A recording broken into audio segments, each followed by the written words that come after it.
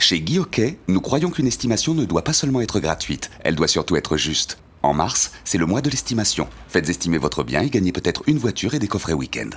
Bonjour à tous, nous sommes le vendredi 9 mars. Bienvenue dans votre JT Immobilier quotidien. Aujourd'hui, c'est une édition spéciale consacrée au candidat Jean-François Buet pour la présidence de la FNAIM. Jean-François Buet, bonjour. Bonjour. Merci d'être avec moi sur ce plateau. Alors, ensemble, tout au long de cette émission, nous allons détailler votre campagne autour de ces 3 axes majeurs, la communication, la défense des métiers et puis le service aux adhérents. On va parler un petit peu de tout ça. Mais juste avant, je vous propose de regarder un petit sujet, un petit reportage sur les élections de la FNAIM. Alors, élection, mode d'emploi, on se retrouve juste après. On regarde.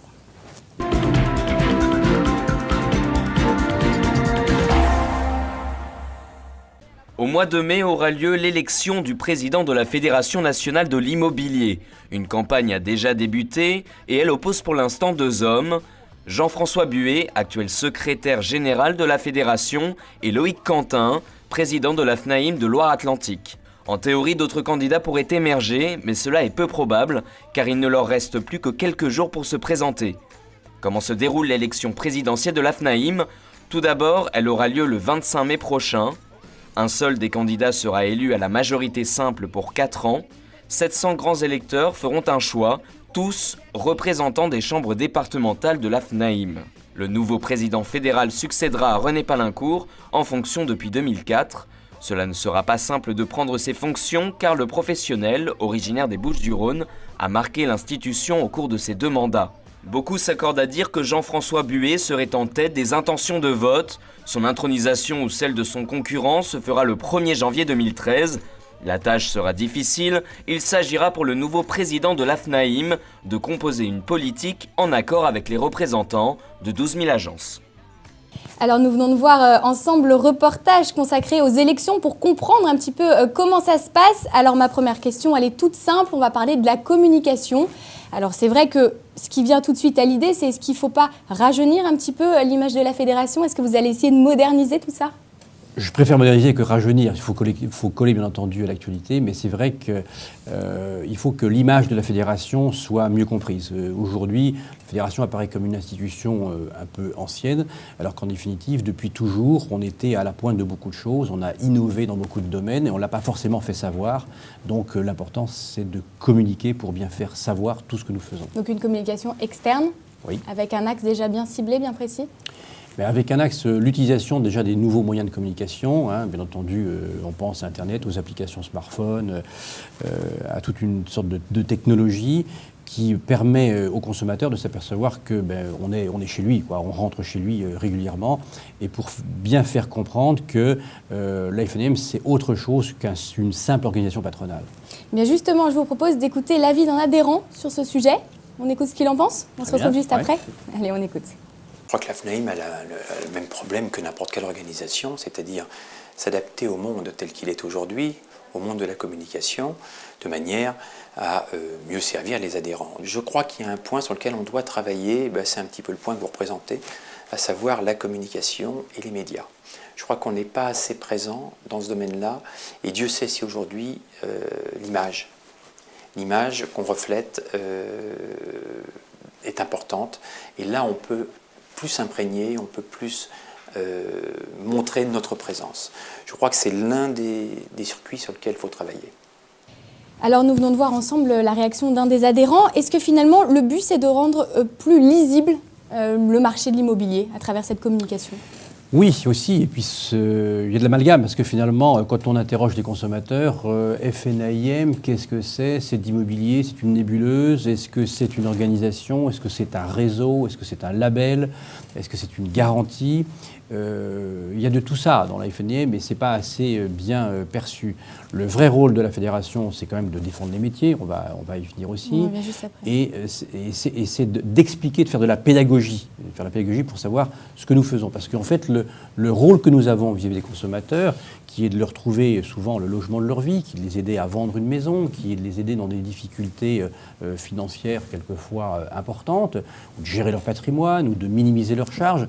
C'est toujours un rôle d'intermédiaire, mais un rôle d'intermédiaire au sens noble, qui n'est pas expliqué. Donc c'est ça le vrai fond de la communication. Vous pensez qu'il faut vraiment clarifier que le rôle de la FNAM est mal connu finalement auprès des consommateurs? Le rôle est mal connu, mal interprété, mais même par les adhérents eux-mêmes, qui ne savent pas forcément tout ce qu'on peut leur apporter.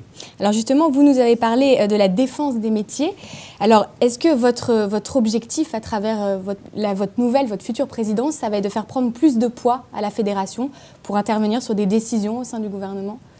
C'est aider sur décision. C'est-à-dire qu'effectivement, nous, on a une vision de notre métier. Je crois qu'il faut que les pouvoirs publics, avec quelques corporations que ce soit, aient une vraie compréhension des problématiques des métiers. On n'est pas là pour faire du protectionnisme ou défendre un métier, mais ce que nous savons, c'est que les consommateurs ont besoin d'intermédiaires dans leur logement pour les aider à vendre, à louer, à acheter. Et donc, c'est pour aider les consommateurs et pour coller l'actualité. Aujourd'hui, on est dans un schéma économique difficile, donc l'investissement immobilier, on le dit comme ça, est quelque chose de terriblement porteur d'émotions et de conséquences. On ne peut pas acheter ou vendre un bien immobilier qui est souvent le fruit d'une vie de travail en passant une petite annonce comme ça, tout simplement. Donc il y a plus d'accompagnement et donc l'intermédiaire, c'est la clé de votre... C'est la clé et c'est le conseil, parce qu'il n'y a pas une situation qui est la même, parce qu'en fonction de l'âge, en fonction de sa situation familiale, en fonction de son financement, en fonction de ses besoins, en fonction de ce que l'on veut faire, on a forcément des besoins qui sont différents. Et on ne peut pas non plus acheter ou vendre un appartement sans savoir qu'il y a eu des décisions de prise dans la propriété, sans savoir qu'il va falloir faire une rénovation énergétique du bâtiment, changer la chaudière. Donc, entre les impératifs techniques, fiscaux, juridiques, il y a tout un dossier à constituer pour bien expliquer les choses. Et concrètement, vous savez comment vous allez mettre tout ça en place encore ou... On a une grande chance à la Fédération. On a une grande chance, c'est que déjà, tous ces métiers, on a 14 métiers, on a des commissions et on a des gens spécialisés. Alors, j'ai un avantage, c'est que depuis des années, je parcours nos villes en France et que j'ai identifié dans les différentes régions, dans les différents départements, des confrères qui ont acquis des vraies compétences dans chacun de ces métiers. Eh bien, justement, on va écouter un confrère, du moins un adhérent de la FNAM, qui donne son point de vue sur cet axe bien précis. Donc, je vous propose qu'on l'écoute. Et on se retrouve juste après. On regarde. Sur les pouvoirs publics, je pense que la FNAIM n'a pas assez de poids, on n'est pas suffisamment écouté. Je prends l'exemple du livre blanc, c'était des propositions pour faire évoluer les conditions d'accès à la profession. C'est resté lettre morte, et donc non, la FNAIM n'est pas assez écoutée. Ce sont 15 000 adhérents, je pense qu'on a le poids suffisant pour faire pression sur les pouvoirs publics. Alors, Monsieur Buet, nous venons d'entendre la réaction d'un adhérent de la FNAM. On sait que le logement est au cœur des préoccupations, bien évidemment, des politiques aujourd'hui. Si jamais vous êtes élu, vous allez avoir un rôle très important à jouer dans les mois à venir, dans les mois qui viennent. Oui, parce qu'on s'aperçoit aujourd'hui que dans les différents programmes politiques des candidats à la présidence de la République, il n'y a pas vraiment de programme de logement. Et en fait, on parle toujours de programme de logement en parlant du logement social et de la construction de logements sociaux. Or, on sait aujourd'hui qu'en fonction des impératifs urbanistiques et de coûts de construction, ce n'est pas uniquement comme ça qu'on va trouver la solution au logement social, qui d'ailleurs souvent est mis en place, où des logements sont construits dans des endroits où on n'en a pas besoin, et par contre, il n'y en a pas assez là où on en a besoin. Donc, premièrement, il faut être beaucoup plus proche des politiques pour leur apporter des solutions. Nous avons des solutions. Nous sommes porteurs de solutions. Il faut leur faire comprendre, leur faire toucher du doigt que la vraie mixité, ce n'est pas que dans le neuf, c'est aussi dans l'ancien. Il faut aussi faire comprendre cela en rencontrant régulièrement des gens comme vous, des journalistes, pour leur dire, écoutez, voilà, aujourd'hui, le marché locatif, c'est quoi? Est-ce que c'est cher? Est-ce que c'est pas cher? Est-ce qu'on peut trouver des solutions? Et donc là, vous êtes pour nous des interlocuteurs privilégiés parce que vous allez nous dire, bah oui, mais le consommateur ne voit pas les choses comme ça. Et nous sommes là pour vous expliquer comment est-ce qu'on peut mettre en place des outils, des méthodes et des moyens. Et puis, il faut surtout penser aux consommateurs parce que l'utilisateur final, c'est vous, c'est moi, nous sommes des consommateurs. Et à ce titre-là, je crois qu'il faut que nous soyons beaucoup plus proches des associations qui représentent les consommateurs. Parce qu'il faut que nous les entendions de façon à ce qu'eux aussi nous entendent. Donc, je crois que nous avons 3 axes essentiels à développer pour mieux faire connaître nos métiers. les politiques, les médias et les consommateurs. Donc le but de tout ça, c'est de vraiment créer un lien entre ces trois-là. C'est de créer un lien et de se faire comprendre. Parce que quand on se connaît, qu'on a discuté, on s'est compris, et donc là, on peut avancer.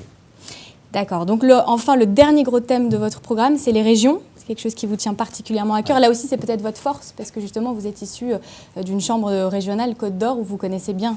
Donc, Oui, ça. mais oui, parce que si vous voulez, moi j'ai passé des semaines et des mois, pour pas dire plus, à aller sur le terrain, rencontrer les confrères. Je connais bien les problématiques des confrères qui sont liées aux typologies locales, soit parce qu'ils sont à la mer, à la montagne, ou parce qu'ils sont dans les grandes villes, soit parce qu'ils sont impliqués dans le tissu local, dans les CCI, dans les organisations, soit parce qu'ils travaillent en AMEPI, en SIA, et qu'ils se posent la question sur l'avenir de leur métier, soit parce qu'ils ont des concurrences illicites en face d'eux, les concierges d'immeubles et bien d'autres. Donc ces problématiques-là, on les connaît bien. Et moi, j'ai l'avantage de savoir quels sont les intervenants dans les différentes régions de France. Et vous allez être le lien, vous allez les rapprocher entre eux. Et leur apporter des outils. C'est-à-dire que ce qu'ils attendent d'une organisation patronale aujourd'hui, c'est qu'on leur apporte des outils. Alors des outils modernes de communication, des outils sur la communication externe, des outils internes pour travailler, des outils faciles, pratiques, et puis de la formation. Alors, même exercice que tout à l'heure, on a un adhérent de la FNIM qui a une réaction à ce sujet. Donc, on l'écoute. Très bien. Allez, on regarde. Je suis installé à Paris, donc je ne suis pas très bien placé pour ressentir si nos confrères en région se sentent pas un petit peu délaissés, peut-être un petit peu loin. Moi, ce que je peux leur dire, c'est que à Paris, on fait le même métier qu'eux, on a les mêmes préoccupations qu'eux, que quand des choses ne vont pas, eh bien, on a les mêmes soucis. Voilà. Alors, est-ce que la FNIM doit être plus proche ? Il y a déjà toutes les chambres qui sont très bien. Il y a beaucoup de chambres en région. C'est peut-être là qu'il faut peut-être que certaines chambres soient plus actives pour mobiliser un petit peu plus les adhérents. Alors, Monsieur Buet, nous venons d'entendre la réaction d'un adhérent de la FNIM. Ils se plaignent peut-être souvent si je vous dis qu'ils ont l'impression que tout est toujours centré sur Paris. Qu'est-ce que vous me répondez à ça ? Oui, c'est vrai. Dans ce pays, on a toujours l'impression que tout vient de Paris. Et quand on est en région, on a l'impression qu'on oppose en plus Paris et la province. Il n'y a pas de clivage. Voilà. Alors, en fait, on a vraiment besoin de servir de nos régions. On a une vraie richesse en France et qu'on a des régions qui ont des spécificités. Et on devrait coller un peu plus à ce qui se passe dans d'autres pays d'Europe. Je pense aux grandes régions, les Länder en Allemagne. On s'aperçoit que ce sont dans nos régions qu'on a ces vraies richesses. Donc moi, j'ai l'intention de faire monter à la fédération des responsables de régions pour qu'ils échangent entre eux, parce qu'on s'aperçoit qu'entre la Normandie, le Rhône-Alpes, la PACA, l'Aquitaine, il y a des gens qui ont vraiment des sensibilités différentes et il faut qu'ils échangent pour qu'on enrichisse nos métiers. On peut imaginer un service interrégional un petit peu comme ça ? On peut l'imaginer.